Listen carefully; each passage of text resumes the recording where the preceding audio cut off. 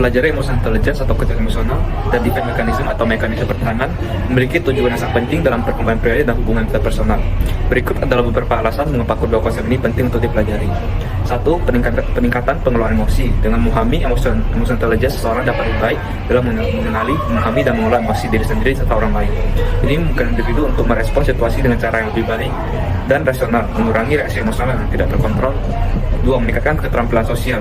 Kecerdasan emosional juga membantu meningkatkan hubungan sosial baik di tempat kerja, keluarga, atau dalam hubungan pribadi. Orang yang memiliki emotional intelligence yang tinggi lebih mampu berempati, mendengarkan, dan berinteraksi secara efektif dengan orang lain. 3. Mengurangi stres dan konflik. Dengan memahami dan mengolah mekanisme pertahanan diri atau defense mechanism, seseorang dapat mengenali pola-pola pertahanan yang tidak sehat seperti kenakalan, proyeksi, atau rasionalisasi yang dapat memperburuk stres atau konflik. Dengan pemahaman ini, kita dapat menggantikan pola-pola tersebut dengan cara-cara yang lebih konstruktif untuk mengatasi perasaan atau situasi yang sulit. 4. Peningkatan kesejahteraan mental. Mengembangkan kesejahteraan emosional dapat membantu meningkatkan kesehatan mental secara keseluruhan karena individu menjadi lebih sadar akan emosi mereka, lebih baik dan mengelola perasaan negatif, dan mampu mengatasi tentang hidup dengan tenang dan bijaksana. 5. Peningkatan kesejahteraan mental. Mengembangkan kesejahteraan emosional dapat membantu meningkatkan kesehatan mental secara keseluruhan karena individu menjadi lebih sadar akan emosi mereka, lebih baik dalam mengelola perasaan negatif, dan lebih mampu mengatasi tantangan hidup dengan lebih tenang dan bijaksana. 5. Peningkatan kinerja dan produktivitas. Dalam konteks profesional, emotional intelligence sangat penting untuk keberhasilan tempat kerja. Karyawan dengan kecerdasan emosional yang baik cenderung lebih mudah beradaptasi dengan perubahan, bekerja dalam tim, dan menyelesaikan masalah secara efektif. Secara keseluruhan, memahami dan mengembangkan emotional intelligence serta melakukan peran yang sehat akan membantu seseorang dalam meraih kehidupan yang lebih seimbang dan harmonis, baik dalam hubungan pribadi maupun profesional. Selanjutnya ada teori emotional intelligence atau kecerdasan emosional, pertama kali diperkenalkan oleh John Mayer dan Peter Salovey pada tahun 1990. Tapi konsep ini menjadi populer setelah Daniel Goleman mempublikasikan bukunya Emotional Intelligence pada tahun 1995 yang merujuk pada kemampuan seorang untuk mengendali, memahami, mengelola, dan mempengaruhi emosi diri sendiri serta orang lain. Mengenai teori mekanisme pertahanan atau defense mechanism. Defense mechanism sendiri pertama kali dikembangkan oleh Sigmund Freud, seorang ahli psikoanalisis, dan diperluas oleh anak-anak muridnya. Mekanisme pertahanan adalah cara-cara yang digunakan oleh individu untuk melindungi diri dari kecemasan atau perasaan tidak nyaman yang timbul akibat konflik batin atau ancaman terhadap citra diri mereka. Berikut adalah beberapa mekanisme pertahanan yang umum menurut teori Freud dan pengembangan berikutnya.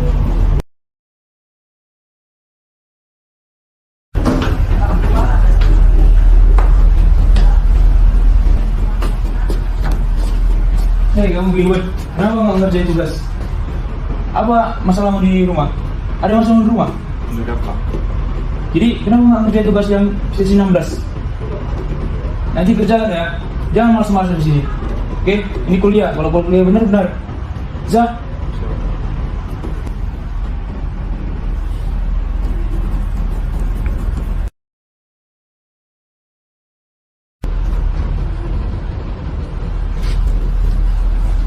Yuk, sabarnya. Yuk, wih, kakinya itu keren kali ya. Saat berwibawa, tegas, dan banyak ceweknya. Betul. Enggak, mendingan aku. Ganteng-gantengan aku kok.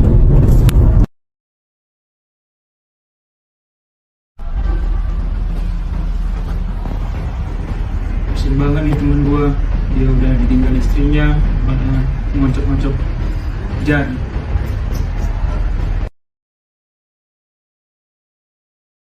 Bilwet, bagaimana nih kerjaan begini? Dokumen-dokumen file-filemu tidak beres. Ini belum selesai. Apa yang mau kau kerjain? Tapi kemarin kan aku udah bilang aku nggak bisa kerjain ini. Gimana kau nggak bisa kerjain? Ini kan tugas kamu. Harusnya kamu kerjain nih. Sekarang juga deadline besok harus dikumpul. Bisa?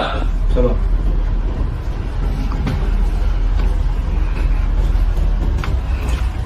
Jadi gimana, Tebre? Gimana makan? Barang pergi makan. Kenapa? Aku lagi emosi. Terus? Kau diam aja. Aku harus gimana?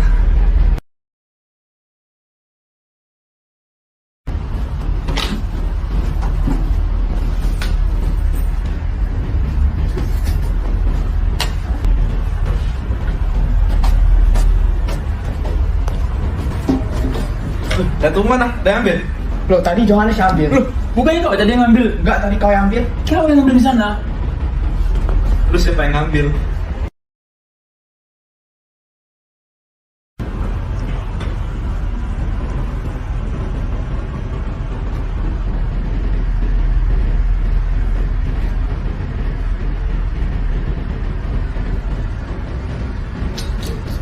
Inilah nasib kawanku setelah ditinggal pacarnya. Nangis banget.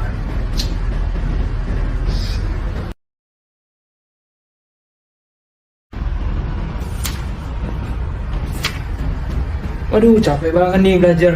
Kayaknya 2 hari lagi ujian. Besok aja dong belajar. Masa tenang dulu hari ini.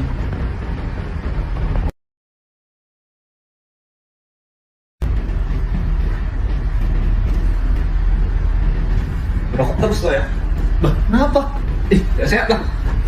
Ujung-ujungnya kita tidak mati. Merokok nggak merokok kita tidak mati. Jangan kaku banget deh kalau hidup.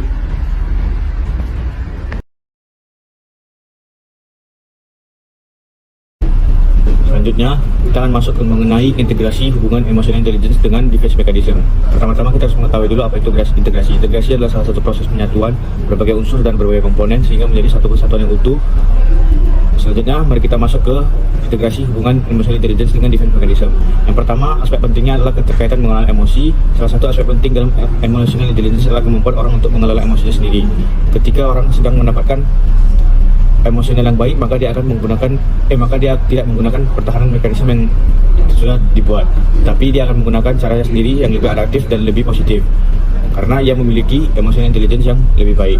Selanjutnya, poin kedua adalah kesadaran diri sebagai sebagian dari emotional intelligence. Kesadaran diri sebagai bagian dari emotional intelligence karena berhubungan langsung dengan kemampuan seseorang untuk mengendali emosi mereka sendiri, termasuk perasaan cemas atau marah. Dengan kesadaran yang tinggi, maka mereka akan mudah lebih cepat menyadari bahwa mereka sedang diserang oleh emotional intelligence. Self-awareness atau kesadaran diri adalah kemampuan seseorang untuk mengenali dan memahami perasaan, pikiran, dan tindakan diri sendiri, serta bagaimana hal tersebut mempengaruhi orang lain. Ini mencakup pemahaman terhadap kekuatan, kelemahan, nilai-nilai, dan motivasi yang ada dalam diri seseorang. Seperti kisah yang berikut ini. Kelemahanku ini gak bisa ngomong depan umum, kurang percaya diri. Tapi aku suka lain orang. Aku harus motivasi diriku buat harus tetap percaya diri. Self-regulation adalah kemampuan seorang untuk mengelola dan mengendalikan emosi, perilaku, dan pikiran mereka, terutama dalam situasi yang menantang atau sulit. Ini melibatkan pengaturan diri agar tak fokus dengan tujuan jangka panjang meskipun ada gangguan sementara, seperti contoh berikut ini. Jadi gimana organisasi yang kita mau jalan-jalan minggu depan? Udah ada rencana? Kalau aku sih bagus ke museum sih, atau nggak ke pengadilan, kan itu bagus tuh. Kita di tempat yang tertentu, baru ilmu pengetahuannya dapat untuk hukumnya. Gimana? Keren nggak? Menurut aku sih itu bukan program healing ya, lebih ke program study tour. Kalau healing mending ke tempat-tempat terbuka, ke pantai, lebih refreshing, anak-anak di pantai nggak sih? Lebih bagus sih ke tempat pengadilan, lebih ada ilmu pengetahuannya tentang hukum itu, lebih bagus itu. Kalau pantai ngapain sih ke pantai? Apa sih tempat itu? Sorry ya kalau aja lagi memanas yang sore tadi. Kan gitu bro, gua tiap hari udah belajar, maksa gua harus ke pengadilan belajar lagi. Namanya program refreshing mahasiswa, ya kita harus refreshing dong ke pantai. Iya tahu, tapi kan kita kan belajar itu harus mengimplementasikan apa yang kita dapat gitu. Harus kayak gitulah. Jadi bagaimana ini? Gua mau ke pantai, mahasiswa juga pasti suka lebih ke pantai. Namanya refreshing bro. Udah, Kalau mau belajar terus mau gimana? Udah, Mau jadi mahasiswa pintar. Kelah ke pantai, kalau apa ke pantai. Self-motivation adalah kemampuan kita untuk memotivasi diri sendiri untuk mencapai tujuan. Untuk mencapai tujuan tersebut tidak ada dorongan eksternal dari orang lain, tetapi harus kita sendiri yang menyemangati diri sendiri. Contohnya seperti berikut ini. Ya, aku harus belajar lebih giat lagi biar mendapatkan nilai yang lebih bagus. Selanjutnya kita akan membahas tentang social skill atau keterampilan sosial. Itu merupakan adalah kemampuan untuk berinteraksi dan berkomunikasi dengan orang lain dengan cara yang efektif, positif, dan menyenangkan. Keterampilan sosial ini mencakup berbagai kemampuan, mulai dari berkomunikasi dengan baik, mendengarkan secara aktif, hingga memahami dan merespon perasaan serta kebutuhan orang lain. Berikut adalah roleplay dari social skill. Wilbert, ayo bawa makan. Enggak lah, kamu aja lah. Aku lagi mau belajar nih tentang gaji soal ujian. Wilbert, ayo bawa makan. Hah? Kamu nggak ikut? Kalian aja, aku lagi mau belajar tentang teori politika tadi. Kenapa itu? Kamu nggak ngerti ya? Kamu ngerti tadi? Lumayan sih. Coba gimana tadi? Jadi teori politika itu pembagian kekuasaan ketiga, yaitu legislatif, ada eksekutif sama yudikatif. Jadi legislatif itu termasuknya ada kayak DPR, kalau eksekutif itu ada presiden sama wakil presiden, kalau yudikatif itu ada pengadilan gitu. Ngerti nggak? Sejauh ini sih ngerti. Oke, makasih ya. Oke. Selanjutnya adalah empati ya. Empati adalah kemampuan untuk memahami dan merasakan perasaan orang lain ketika susah, sedih, dan senang. Tapi kita melihat dari perspektif kita masing-masing, apakah kita ingin membantu, atau kita mengasihani, atau kita malah menghargai. Empati penting dalam membangun kehidupan berbangsa kita sehat karena membantu seseorang untuk menjadi lebih peduli. Seperti adegan berikut ini. Aku mau makan tapi uangku sisa sedikit. Bagaimana ini ya?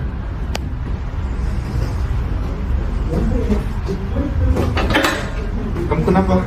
Aku mau makan tapi uangku sisa sedikit. Ini aku ada uang jajan tadi pagi. Kau buka pasar mula dikit. Oh, terima kasih ya. Akhirnya kita udah nyampe kesimpulan ya. Ya, ini tahap terakhir nih dalam video roleplay kita kali ini. Oke, saya akan mengambil kesimpulan mengenai pentingnya emosional intelijen dengan melatih soft skill seseorang. Emosional intelijen itu atau kecerdasan emosional memainkan peran yang sangat penting dalam pengembangan soft skill seseorang. Emosional intelijen itu melibatkan kemampuan untuk mengenali, memahami, mengelola, dan mengatur emosi diri sendiri serta orang lain. Hal ini memungkinkan seseorang untuk berinteraksi dengan lebih efektif dengan berbagai interaksi sosial yang profesional. Kecerdasan emosional itu mencakup berbagai keterampilan seperti empati, kesadaran diri, kontrol diri, keterampilan sosial, dan motivasi yang semuanya merupakan bagian dari soft skill yang sangat dibutuhkan dalam kehidupan sehari-hari dan karakter. Yang emosional intelijen dalam melatih soft skill itu adalah yang pertama, meningkatkan komunikasi. Kecerdasan emosional membantu seorang untuk berkomunikasi dengan cara yang lebih efektif dan sensitif terhadap perasaan orang lain. Ini menciptakan dialog yang lebih terbuka dan saling menghormati. Nah, yang kedua adalah membangun kepemimpinan. Kepemimpinan ini kalau kamu memiliki emosional yang tinggi, maka kamu bisa memimpin diri kamu sendiri ketika kamu mendapatkan perasaan atau hal-hal yang tidak menyenangkan. Jadi kamu bisa menggunakan defense mechanism dengan mengelola emosional kamu. Ini untuk membantu memahami kebutuhan emosional tim, memberi umpan balik kepada saling berhadapan. Lalu selanjutnya yang ketiga adalah meningkatkan kemampuan berkolaborasi atau bergabung dengan sesama, sehingga kita dengan emosional intelijen tinggi kita dapat mendukung dan melihat bagaimana emosional seseorang, sehingga kita dapat mengetahui bagaimana cara menghadapi, memberi solusi dengan tepat. Ini akan membangun hubungan yang lebih harmonis dan produktif, dapat menciptakan lingkungan yang baik, lebih produktif, positif, dan kolaboratif. Soft skill yang berkembang berkat penguasaan emotional intelligence berimplikasi langsung pada pembentukan karakter seseorang. Beberapa implikasi penting antara lain: satu, emotional intelligence mengajarkan pentingnya empati dan memahami perasaan orang lain. Ini membentuk karakter seseorang menjadi lebih peka terhadap kebutuhan orang lain yang sangat penting dalam hubungan personal dan profesional. Dua, dengan emotional intelligence seseorang belajar untuk mengelola emosi mereka, mengurangi reaksi impulsif atau meledak-meledak dan menjadi lebih tenang dan menghadapi tekanan. Ini memperkuat karakter ketahanan dan kemampuan untuk bertahan dalam situasi sulit. Kesimpulan dari semuanya adalah kecerdasan emosional berperan sebagai fondasi yang kuat dalam mengembangkan soft skill yang esensial. Soft skill ini tidak hanya meningkatkan kemampuan seseorang dalam berinteraksi dan kerjasama, tetapi juga membantu karakter lebih baik seperti empati, ketangguhan, dan kerjasama dalam dunia yang semakin kompleks dan hubungan. Hello everyone. Jadi begitulah roleplay dari implementasi defense mechanism dengan emotional intelligence. Iya, jadi apa yang kami sampaikan boleh bisa bermanfaat ya bagi kalian semua, betul tidak teman-teman? Betul. Oke, sampai jumpa kembali. Terima kasih.